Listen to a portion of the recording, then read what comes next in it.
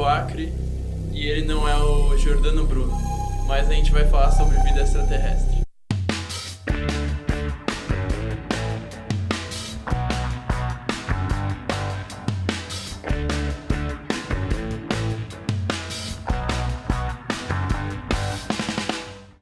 Boa tarde a todos, nós somos o Disperciência e hoje a gente está de novo aqui com o Douglas Galante, que se você ainda não conhece, vai ver o nosso primeiro vídeo com ele lá, que ele se apresenta e fala um pouquinho sobre a origem da vida. E nesse vídeo, como você já viu na pré-intro, a gente vai falar sobre vida extraterrestre e quebrar vários estereótipos que todo mundo tem. Na verdade, até a gente já imaginou assim, um ET de cara achatado e tal, mas... Por outro lado, a maior probabilidade é que a vida extraterrestre seja de micro-organismos ou coisas que a gente nunca tem imaginado, né? Bom, a gente não sabe, na verdade. Verdade. O fato é, a gente nunca encontrou até hoje nenhuma evidência científica de vida extraterrestre. Apesar de muita gente achar que viu ETs, que viu discos voadores, cientificamente falando, a gente não tem evidência nenhuma factual, comprovada, testada, que existe vida fora da Terra. Mas a gente acha, como a gente falou lá no outro vídeo, que uma vez que a gente tem as condições necessárias para a vida surgir, ela surge. Não é um fenômeno muito difícil ou muito raro. Então ela deve existir em outros lugares. Só que ela surgir e chegar numa civilização tecnológica parecida com nós, com seres antropomórficos, tipo os Greys lá, né? Grande cabeção cinzento, grandes olhos... é uma coisa muito improvável. É uma visão antropocêntrica de mundo. Falar, se surge vida, ela tem que parecer com o homem. A gente não acha que é assim que acontece. Olhando para a biologia, não é assim que acontece. Então, o mais provável, olhando para a própria história da Terra, é que uma vez que a vida surge em algum lugar, ela vai ficar por uma boa parte do tempo, se não todo o tempo, como feita de células, de organismos unicelulares feitos de uma única célula, talvez vivendo nos oceanos ou em condições relativamente simples. A etapa de complexificação, você formar organismos multicelulares ou coisas até mais complicadas que isso, a gente não sabe muito bem por que ou como aconteceu aqui na Terra.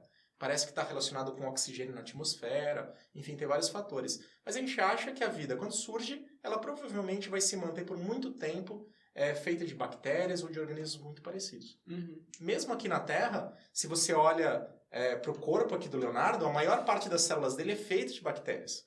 Então ele não é nada mais do que um ônibus para transportar bactérias por aí afora. E a gente aqui no nosso planeta, cerca de 90% de toda a biomassa do planeta é feita de bactérias. Então o nosso planeta é feito de bactérias, não é feito de humanos. A gente é a menor parte. Sim. Então o universo talvez ele esteja infestado de micro-organismos. E é esses que a gente está principalmente procurando. E no final do século XX já tentaram calcular aí uma probabilidade de vida extraterrestre que se comunique com a gente também, né?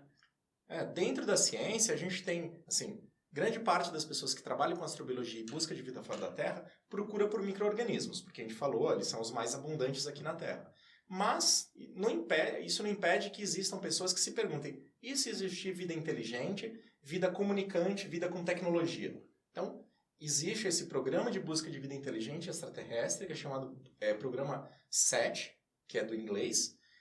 Isso surgiu lá nos anos 60, nos Estados Unidos, pelo menos de forma organizada, e um dos idealizadores do programa, que é o Francis Drake, numa das reuniões ele tentou fazer esse cálculo, usando vários fatores que a gente conhece, como a taxa de formação de estrelas, o número de planetas que existem, quantos desses planetas vão ser habitáveis, quantos que vão dar origem à vida, quantos que vão dar origem à vida inteligente, comunicante, e quanto tempo vão durar essas civilizações. Ele tenta fazer uma conta. E, basicamente, o resultado que ele mostra é como existem muitas estrelas na galáxia, da ordem de 100 bilhões, a chance de ter algum com vida inteligente e comunicante era maior que zero para ele. Só que o teste, ou essa conta que ele faz, ela é baseada em um monte de fatores que vão se multiplicando. E ele foi dando chutes que levaram a um número razoável, um número grande. Uhum. Mas hoje a gente sabe um pouco melhor sobre esses parâmetros, então a gente está conseguindo melhorar eles, mas tem muitas incógnitas, tem muito desconhecido. Pode ser que esse número seja muito perto de zero. Então pode ser que a vida, se existir, e se a gente conseguir de fato detectar, ela só seja feita de micro-organismos, e não de seres comunicantes. Mas a gente não sabe, o fato é que a gente não sabe. E para a gente detectar a formação de outros planetas, outras estrelas, a gente normalmente vê a emissão de luz dessas estrelas e consegue inferir a composição de gás e tal. Mas como a gente faz para procurar micro-organismos pelo espaço? É difícil. Tem duas maneiras que a gente pode fazer, depende da distância que a gente está. Se a gente está aqui no nosso sistema solar, onde as distâncias não são lá muito grandes, a gente consegue mandar uma sonda. Então, para a gente mandar uma sonda para Marte, demora mais ou menos um ano e meio, depende da época do ano. Para mandar uma sonda até Plutão, vai demorar 5 a 10 anos para você chegar lá. Depende da sonda também. Mas você consegue fazer isso no tempo de vida de uma pessoa. Então, dá para a gente mandar essas sondas, e hoje essas sondas são muito sofisticadas. Elas são robôs que tem todo um laboratório dentro deles para testar. Então você consegue pegar uma amostra de solo, ver se eles têm os elementos de que a vida é feita e usa microscópios e tenta dizer se existe vida presente ou vida extinta ali. Então é mais fácil, mais parecido do que a gente faz em laboratórios aqui na Terra. Agora, se a gente fala além do sistema solar, as distâncias começam a ficar gigantescas. A estrela mais próxima da gente está a 4 anos-luz. Ou seja, a luz, se fosse viajar para lá, demoraria 4 anos para chegar. Nós, se pegássemos a nave mais rápida que a gente tem, que é a sonda New Horizons, aquela que passou por Plutão agora, ela ia demorar alguns milhares de anos para chegar lá. Obviamente que a gente não vai dar para um aluno de doutorado fazer isso, né? Vai ficar sem bolsa antes. Então a gente precisa se basear em outras maneiras. E a maneira de fazer isso é usar grandes telescópios que conseguem captar a luz da estrela e estudar, como você falou, a química daquele lugar. Mas a gente não pode captar só a luz da estrela. A gente tem a estrela e tem o planetinho em volta. A gente tem que conseguir captar a luz desse planetinha. Para isso, a gente está construindo telescópios gigantescos, de 30, 40 metros de diâmetro, nas grandes montanhas aqui da Terra e lançando telescópios espaciais também.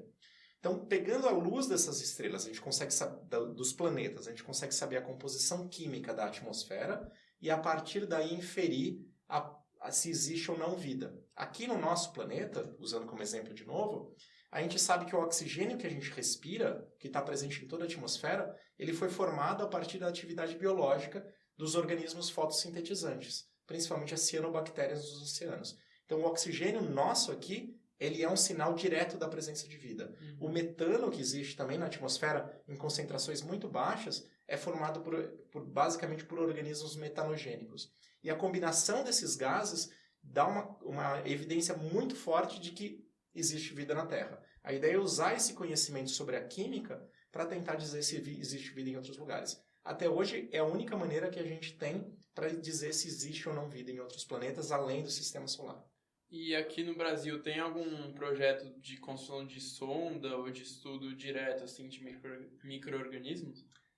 O Brasil, infelizmente, não tem um grande programa espacial. Então a gente não tem verba hoje para mandar sondas para Marte ou além disso. Como eu falei lá no outro vídeo, existem projetos menores para estudar como micro-organismos sobrevivem no ambiente espacial, como o nosso projeto Garateia, e entendendo eles, a gente pode inferir como procurar por eles. A gente faz isso em laboratório também, e essas maneiras de procurar por vida extraterrestre, os sinais de vida extraterrestre, a gente chama de bioassinaturas. Então, basicamente, a presença de uma molécula, de um DNA, de um pigmento biológico ou de um gás na atmosfera são as bioassinaturas.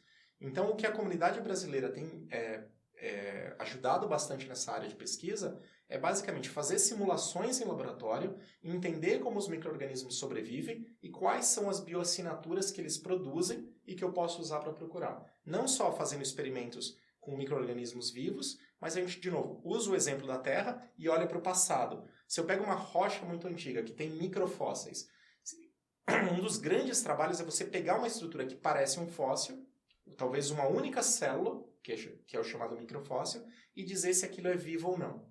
Usar essa informação é essencial quando a gente vai para Marte e tenta identificar sinais de vida passada, de vida extinta em Marte. Então a gente tem maneiras de contribuir, mesmo que não seja fazendo exploração espacial direta.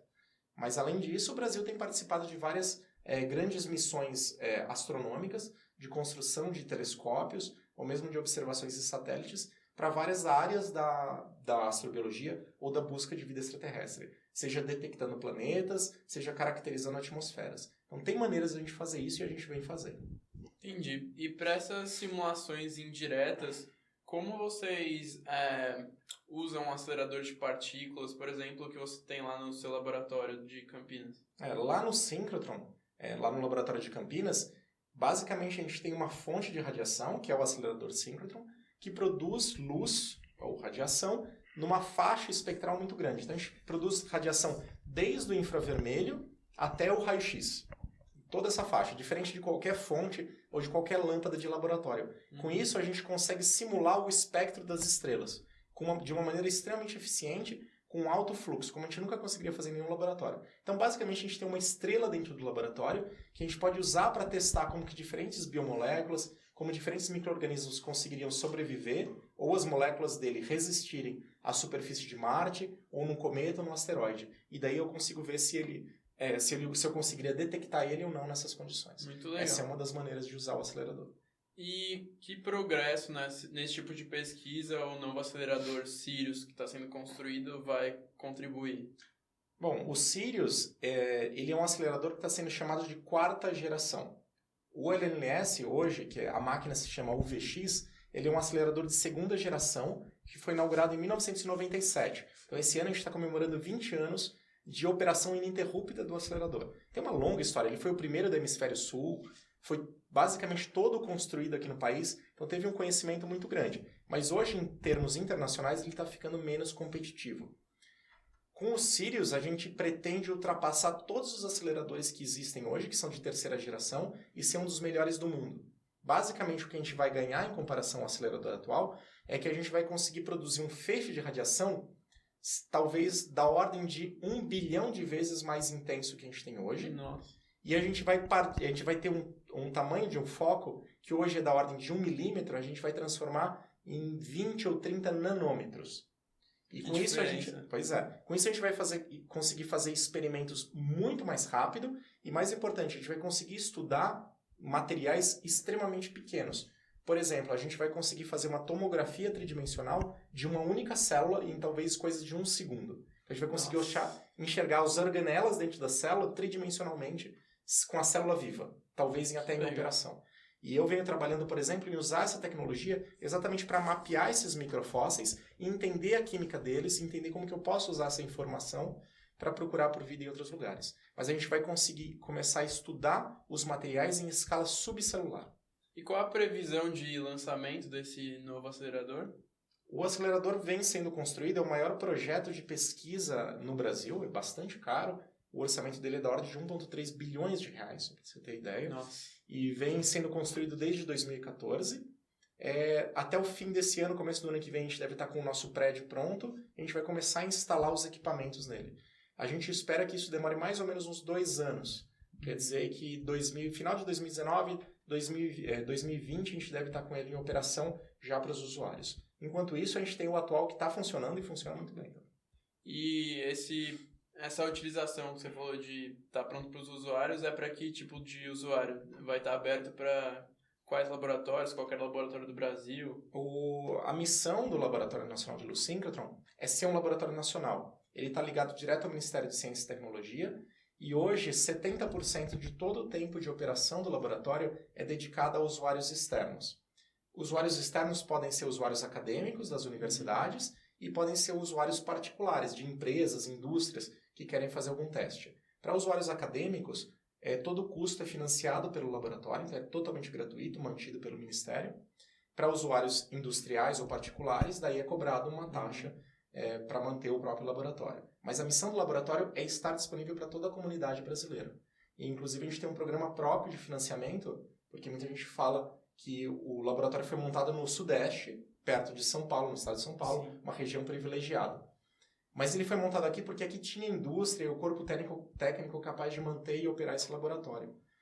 Para tentar resolver um pouquinho essa disparidade social e econômica, o laboratório tem um programa de financiamento próprio que custeia viagem, estadia e alimentação dos pesquisadores do Brasil inteiro para fazerem uso. Então, mais do que gratuito, a gente tem um programa para custear as despesas. Então, basicamente, se você é um pesquisador, se você é um aluno, ele está disponível gratuitamente para qualquer pessoa do Brasil e do exterior, também se tiver financiamento próprio. Mas ele está aberto para a comunidade internacional. Muito legal. E se você quiser saber um pouco mais sobre o projeto Sirius ou sobre o laboratório do Douglas, você pode clicar aqui no link que a gente vai deixar na descrição. E não esquece de deixar seu like se você curtiu o vídeo, que é muito importante para a nossa divulgação, e se inscrever no canal se você nunca veio aqui também. E não esquece de ver o nosso último vídeo com o Douglas também, que vai estar linkado aqui no izinho.